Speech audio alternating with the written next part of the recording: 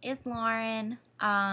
This is the presentation for engagement and retention of online students with Kevin, Lauren, and Paula. Some key concepts that we're going to discuss today. Integration and engagement, learner-centered approach, learning communities, online student services, and attrition of 10 to 20% higher than face-to-face. So I had to look up attrition. I had to learn how to say it. But I just want to give you the definition, and that is an action or a process of gradually reducing the strength or effectiveness of someone or something through a sustained attack or pressure. So the first one we're going to look at is the integration and engagement. And this can be encouraged by a faculty-initiated phone call, pre-course orientation, informal online chats, online student services. So how do we plan on reducing attrition through student integration and engagement? Initiate contact with student via phone, and this needs to happen early and frequent with the student is crucial. This is something we've discussed in other classes is, do you give your student your personal cell phone? And I truly believe that you should be able to give a student your cell phone, that we try to provide every outlet for that student to contact us if they would need it. Something I appreciate is Dr. Terry puts her Skype address on there so that, if we're unable to reach her through other means, that we can get to her one way or another. Conduct pre-course orientation, and this is just establishing a foundation for a learning environment for all students. We need to make sure what the students know and what comfort level they have with the technology. We want to make sure that the student feels comfortable enough that they're working on the course content, not worrying about having to learn the technology for the class itself. Facilitate informal online chats through course website, and this just encourages spontaneous interactions among students and faculty, and this is going to build positive relationships, and it's going to have the foundation for the learning communities, and that's something we're going to learn about in just a few minutes.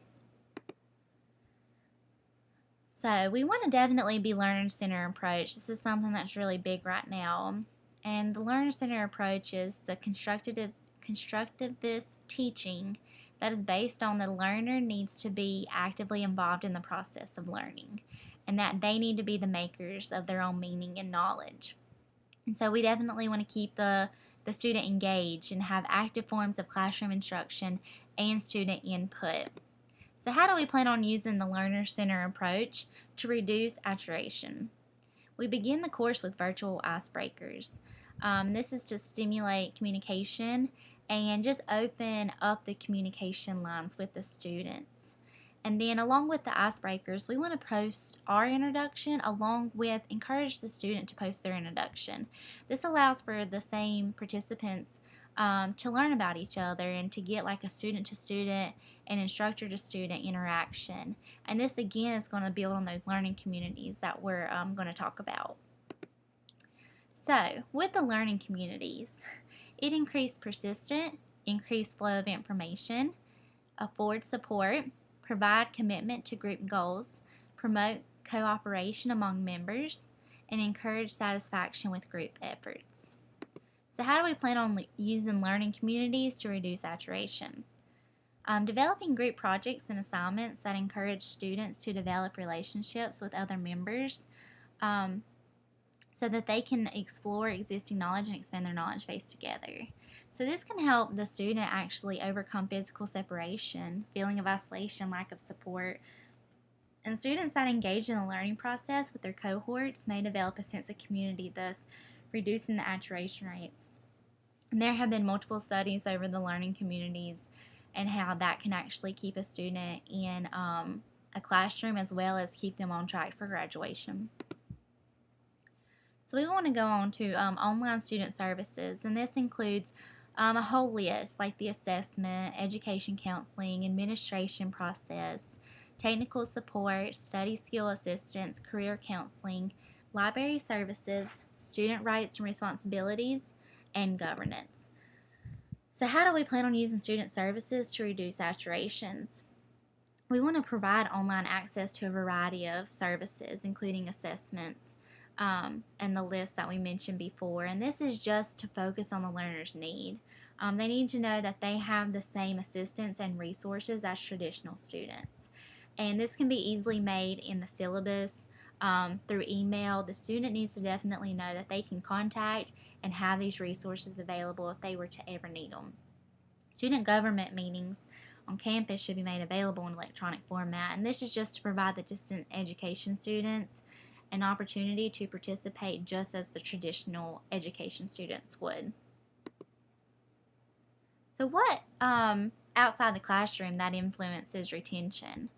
And this would include advising, academic support, technical support, and financial aid.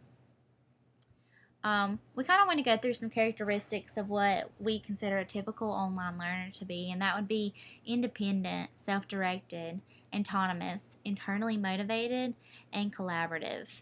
We'd say they're probably about 20 to 50 years old. They're probably non-traditional. They're a lifelong learner, probably have a job, have a family and children, commute 10 or more miles to campus, and have some kind of computer experience. We want to make sure that we understand that there are going to be students who don't meet any of these characteristics, and that we want to open the doors for them as well. We want to be there for the students who don't have the technology experience, those who have a family, those who work third shift. We always want to be open to helping those students, but this is just, the general characteristics of what we consider online learners. So the essential components to develop online learning environments, and this includes relationships, rigor, and responsiveness to ensure that students are engaged socially, challenged academically, and there's an increase in retention.